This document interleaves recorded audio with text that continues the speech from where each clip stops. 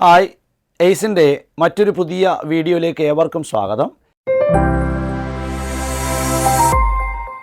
ഇന്ന് നമ്മൾ ചർച്ച ചെയ്യുന്നത് സഹകരണ മേഖലയിൽ നടത്തിയിട്ടുള്ള എക്സാമിനേഷൻ ബോർഡിൻ്റെ ക്വസ്റ്റ്യനാണ്. സഹകരണ ബാങ്കിലേക്ക് നടത്തിയിട്ടുള്ള ഒരു എക്സാമിൻ്റെ ക്വസ്റ്റ്യൻ, ജൂനിയർ ക്ലർക്ക് ക്ലാസ് 2 മുതൽ 7 വരെ കോപ്പറേറ്റീവ് സൊസൈറ്റീസ്. പരീക്ഷ നടന്നത് 11/1/2026, അതായത് 2026 ജനുവരി മാസം നടന്ന പരീക്ഷയുടെ ക്വസ്റ്റ്യനാണ്. കോഡ് ഡി പ്രകാരമാണ് നമ്മൾ എന്ത് ചെയ്യുന്നത്, ഇന്ന് ചർച്ച ചെയ്യുന്നത്. ഈ അടുത്ത കാലത്ത് നടന്ന എല്ലാ സർവീസ് സഹകരണ ബാങ്കിൻ്റെ പരീക്ഷകളും വളരെ മികച്ച രീതിയിലുള്ള ഒരു എക്സാം ആയിരുന്നു. ഉദ്യോഗാർത്ഥികൾക്ക് 2-3 ചോദ്യങ്ങൾ എപ്പോഴും നല്ല നിലവാരം പുലർത്തിയിരുന്നു ഇംഗ്ലീഷിൻ്റെ ഭാഗത്ത്. അപ്പോൾ നമുക്ക് ചോദ്യത്തിലേക്ക് കടക്കാം. ഏറ്റവും ഇമ്പോർട്ടൻ്റ് ആയ ക്വസ്റ്റ്യൻസ് ആണ് വന്നിട്ടുള്ളത്. Choose the correct tense of the verb given in brackets for the following.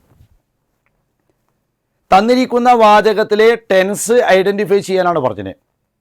ഇവിടെ നമുക്ക് 2 ടെൻസുകൾ മിക്സഡ് ആണ്. ക്ലാസ് റൂമിലകത്ത് നമ്മൾ ചർച്ച ചെയ്യുമ്പോൾ ഇത് കൃത്യമായി പറയുന്നതാണ്. ഇവിടെ 2 ടെൻസുകൾ മിക്സഡ് ആണ്. ഏതൊക്കെ 2 ടെൻസുകൾ നമുക്ക് നോക്കാം. ഇവിടെയാണ് 1 അല്ലേ. രണ്ടാമത്തെ ഏതാ? ഇറ്റ് എന്നതാണ് സബ്ജക്റ്റ്, സ്റ്റാർട്ടഡ് എന്നതാണ് വെർബ്. ഇപ്പം എന്താ മലയാള അർത്ഥം? കുട്ടികൾ ബസ്സിന് വേണ്ടി കാത്തു നിൽക്കുകയായിരുന്നപ്പോൾ പെട്ടെന്ന് അപ്രതീക്ഷിതമായി മഴ പെയ്യാൻ തുടങ്ങി എന്നാണ്.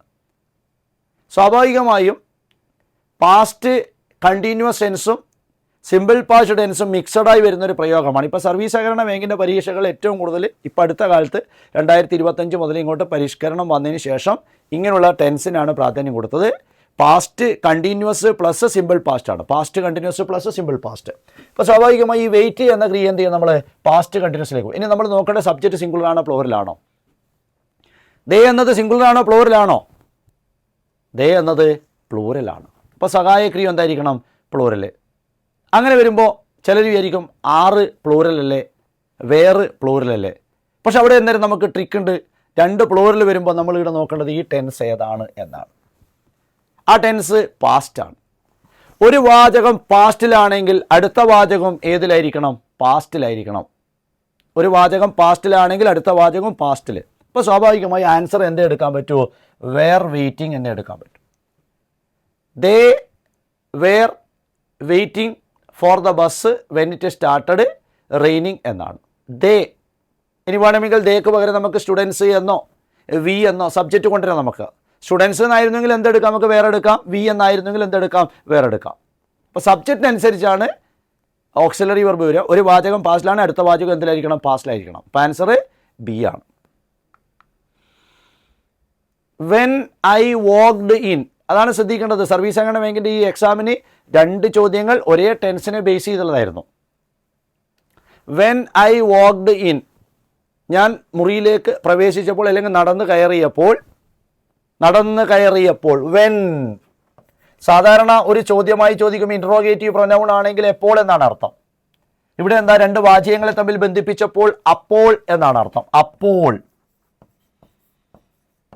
അപ്പോൾ when I was a boy, അല്ലെങ്കിൽ when I was a child, അല്ലെങ്കിൽ when I was a student. Okay, അപ്പോൾ എന്നർത്ഥം വന്നു. ദേ ബ്രാക്കറ്റിൽ ഡിസ്കസ് ആൻ ഇമ്പോർട്ടൻ്റ് ഇഷ്യൂ. ഇവിടെ നമ്മൾ നോക്കേണ്ടത് എന്താ? ഒരു വാചകം പാസ്റ്റിലാകുമ്പോൾ അടുത്ത വാചകം പാസ്റ്റിൽ. പക്ഷേ ഇവിടുത്തെ പ്രത്യേകം എന്താ? കോമ്പിനേഷൻ എന്താ? Simple past plus past continuous, past continuous plus simple past. അപ്പോൾ ആൻസർ പ്രകാരം എന്തേ എടുക്കാൻ പറ്റും നമുക്ക്? ആർ ഡിസ്കസിങ് എടുക്കാൻ പറ്റുമോ? ഇല്ല. ഡിസ്കസ്ഡ് എടുക്കാൻ പറ്റുമോ? ഇല്ല. ഹാഡ് ഡിസ്കസ്ഡ് എടുക്കാൻ പറ്റുമോ? ഇല്ല. പിന്നെ ഏത് എടുക്കാൻ പറ്റുമോ? വേർ ഡിസ്കസിങ് എന്ന എടുക്കുക. ആൻസർ സി ആണ്. അടുത്തായിട്ട് ഫോർബെയർ എന്നതിൻ്റെ പാസ്റ്റ് പാർട്ടിസിപ്പിളാണ് എടുക്കാൻ പറഞ്ഞത്. Bear, bore, born. അപ്പം ആൻസർ പ്രകാരം നമുക്ക് എടുക്കാൻ പറ്റുക എ എന്നതാണ്. യെസ്, എ എന്നതാണ് പാസ്റ്റ് പാർട്ടിസിപ്പിൾ. അപ്പം വൊക്കാബുലറി സെക്ഷനിൽ എപ്പോഴും ചോദിക്കാറുണ്ട്. മറ്റു പരീക്ഷകളിലും അത് ചോദിച്ചിട്ടുണ്ട്. ഇപ്പോൾ ഹിറ്റ് എന്നാണ് ചോദിക്കുന്നതെങ്കിൽ ഹിറ്റ് എന്നതിൻ്റെ പാസ്റ്റ് ചോദിച്ചാൽ ഹിറ്റ് എന്നാണ് പാസ്റ്റ് പാർട്ടിസിപ്പിളും ഹിറ്റാണ്. ഇത് ഇമ്പോർട്ടൻ്റ് ആയ സാധന. അങ്ങനെയാണെങ്കിൽ സെറ്റ് എന്ന് വന്നാൽ പാസ്റ്റും സെറ്റ്, പാസ്റ്റ് പാർട്ടിസിപ്പിളും സെറ്റ്. അടുത്തത് അബ്രീവിയേഷൻ എന്ന പാർട്ടാണ്. ഈ അബ്രീവേഷൻ എന്ന പാർട്ടിൽ അവർ ആൻസർ കൊടുത്തിരിക്കുന്നത് ഡി എന്നതാണ്. അബ്രീവേഷൻ ഇപ്പോൾ അടുത്ത കാലത്തൊക്കെ ചോദിക്കുന്ന സാധന. അബ്രീവേഷൻ എന്ന് പറയുമ്പോൾ ചുരുക്കെഴുത്ത്, അതിനെ നമ്മൾ എന്ത് ചെയ്യണം, എക്സ്പാൻഡ് ചെയ്യേണ്ടി വരും. ഈ എക്സ്പാൻഡ് ചെയ്യുമ്പോഴാണ് നമ്മളിപ്പോൾ FIR എന്നത് എക്സ്പാൻഡ് ചെയ്യുക. നമുക്ക് FIR എന്നത് എക്സ്പാൻഡ് ചെയ്താൽ first information report, first information report, ഇങ്ങനെയുള്ള അബ്രീവിയേഷൻ എന്ന ഭാഗം ചോദിക്കുന്നതാണ് നമ്മളോട്. ആൻസർ പ്രകാരം കൊടുത്തിരിക്കുന്നത് ഡി എന്നതാണ്. അടുത്തായിട്ട് കേരള PSC മുൻവർഷം ചോദിച്ചിട്ടുള്ള ഒരു ഇഡിയമാണ്, ഭാഷാശൈലി പദശൈലി. ഹിറ്റ് ദ സാക്ക് എന്നാണ്. Hit the sack. Hit the sack എന്നതുകൊണ്ട് ഉദ്ദേശിക്കുന്നത് ഗോ ടു ബെഡ് എന്നാണ്. ഹിറ്റ് ദ സാക്ക് എന്നതുകൊണ്ട് ഉദ്ദേശിക്കുന്നത് ഗോ ടു ബെഡ് എന്നാണ്, കിടക്കാൻ പോവുക എന്നാണ്. ആൻസർ എ ആണ്. ആൻസർ എ ആണ്, ഗോ ടു ബെഡ്. അടുത്തത് എന്താ, കറക്റ്റ് പ്രെപ്പസിഷൻ ചേർക്കാനാണ് നമ്മളോട് പറഞ്ഞത്. Correct preposition. The cat jumped dash the table. ഒന്നിൻ്റെ മുകളിൽ കൂടി അപ്പുറത്തേക്ക്, ഒന്നിൻ്റെ മുകളിൽ കൂടി അപ്പുറത്തേക്ക്. ഒന്നിൻ്റെ മുകളിൽ കൂടി എന്ന് പറയുമ്പോൾ എന്തേ ഉപയോഗിക്കാൻ പറ്റൂ, ഓവറെ ഉപയോഗിക്കാൻ പറ്റും. The cat jumped over the table എന്നാണ്. മേശയുടെ മുകളിൽ കൂടി പൂച്ച ചാടി എന്നാണ്. ഏഴാമത്തെ ക്വസ്റ്റ്യൻ എന്താ, ആർട്ടിക്കിളുമായി ബന്ധപ്പെട്ടതാണ്.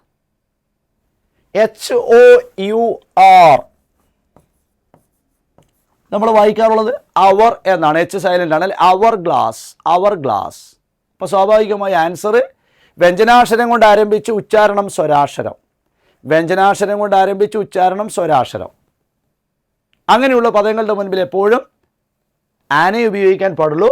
അപ്പോൾ ആൻസർ എന്താ വരിക, ആൻ അവർ ഗ്ലാസ് എന്നാണ്. ആൻസർ സി ആണ്.